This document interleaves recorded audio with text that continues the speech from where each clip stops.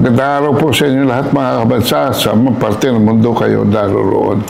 Ito po ang yung lingkod, Ado Paglinawan na naman dito sa ating YouTube channel. Nagbibigay ng komentaryo sa mga magagandang issue na ating napili para sa broadcast na ito. Ang pag-uusapan po natin ay huwag naman ninyong ikapipikon ang inyong electric bill. Dahil ako po ay napikon. Nung makita ko po ang aking May electric bill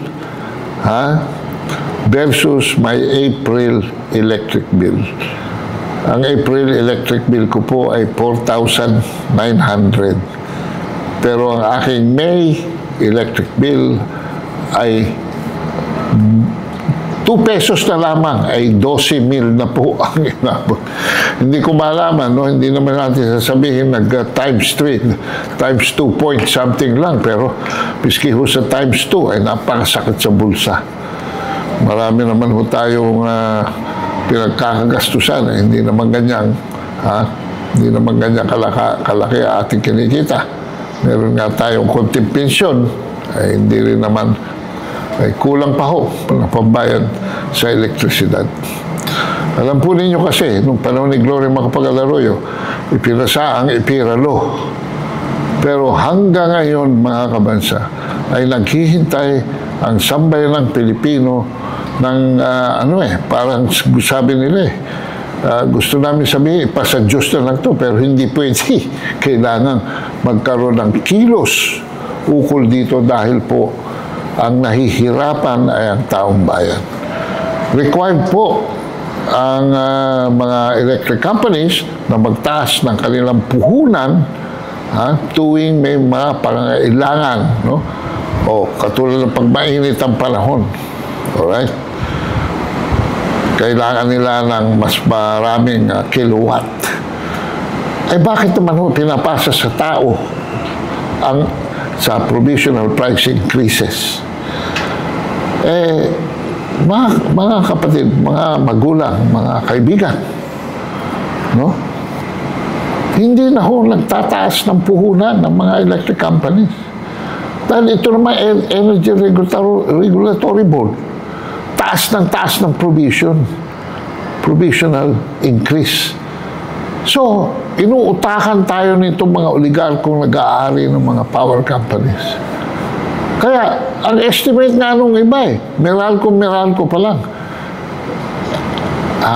ay 500 billion na ho ang utang sa refunds na dapat ay bumalik sa mga taong bayan. At ang siguro buong industriya ng power, no? The power industry, ay mayroon ng refundable sa mga taong bayan na lampas 1 trilyon. So, pera natin ang ginagamit. Pero hindi naman binabalik yung sobra na oras.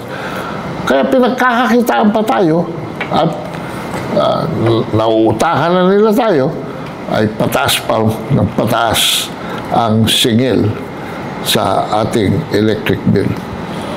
Pero huwag tayong mawala ng pag-asa, mga kabansa. Meron akong hawak na dokumento rito na nito lamang June 2 pala.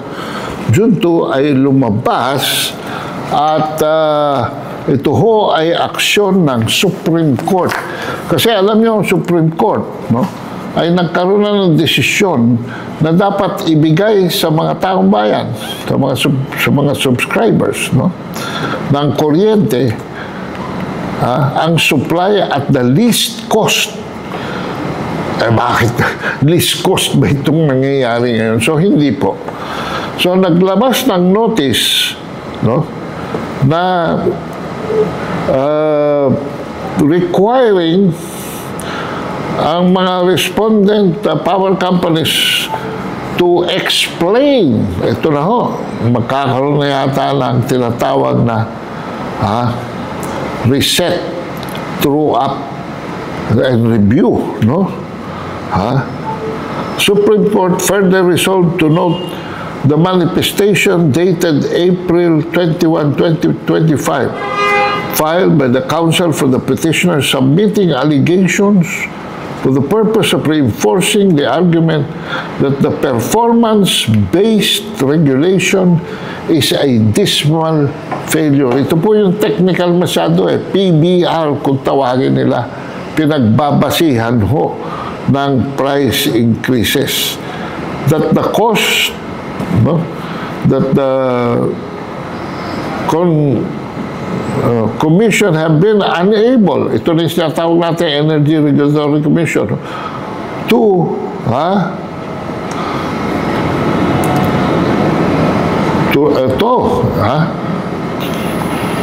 dismal regulation of Meralco's over recoveries since the end of the third regulatory period.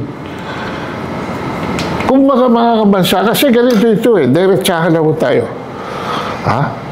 May utang silang 500 billion. Sa 1%, sa 1% interest niyan magkano kung kikitain yan? 1%. Yung 500 billion, kikita lang 5 billion, hindi ho ba? Ilan lang yung Energy Regulatory Board? Ilang commissioner yan? Lagyan mo na 3. Kung yan ay pagbibigyan na yung chairman, no? Hindi ko sinasabi na sila ibibigyan, mga kabansa, Pero bakit nagkakaganito? Kung yung chairman bibigyan ng 5 million a month, at yung dalawang commissioner tagto 2.5, 10 million a month yan. I-multiply mo man yan ng 12 months, mga kabansa, 120 million lamang yan. Kumita pa, doon pa sa kita na 5 billion, kukunin nyo, meron pang sukli. Napakalaki pa ng sukli na itinatabi ng power companies. Bukod doon sa mismo na dapat ay i-refund nila. So by delaying the refund, baka yan ay naililipat pa nila sa ibang projects nila. Meron po dyan, power company owner, service provider.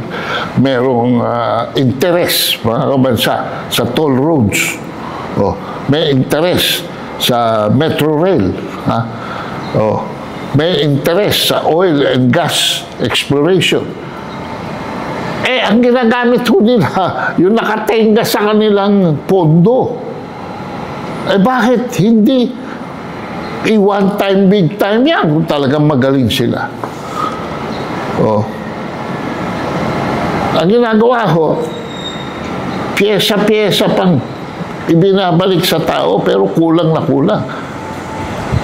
Kung halimbawa sabihin ng Supreme Court, ibalik mo, Meralco, yung 500 billion na utang mo sa mga subscribers mo in a period not exceeding 1 year. So, di ba pipilitan sila yung 500, i-divide nila into 12?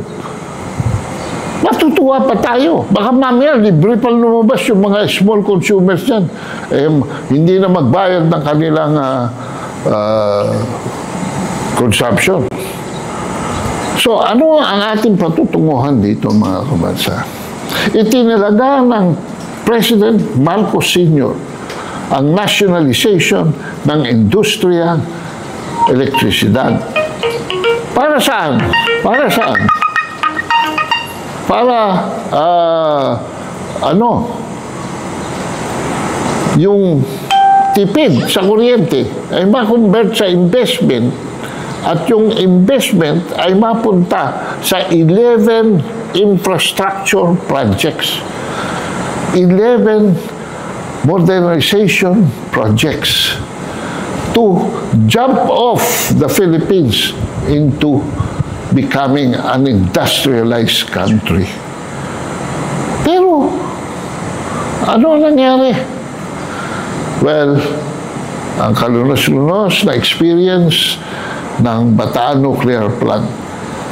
Na kung itinuloy po ang Bataan Nuclear Plant, ang ating dependence on foreign fuel would have reduced to only about not more than 40%. Ngayon ho, 97%. Bumalik na naman doon sa percent percentage before Marcos Sr. So, bakit tayo nagkakaganito? Dahil ho sa may inconsistency tayo sa policy making. Pangalawa, meron ho mga nakikialam ng mga banyagang bansa na ayaw tayong umunlad. Hindi na ako palalawak pa dyan. And maybe in the next podcasts, ay discussin natin yan.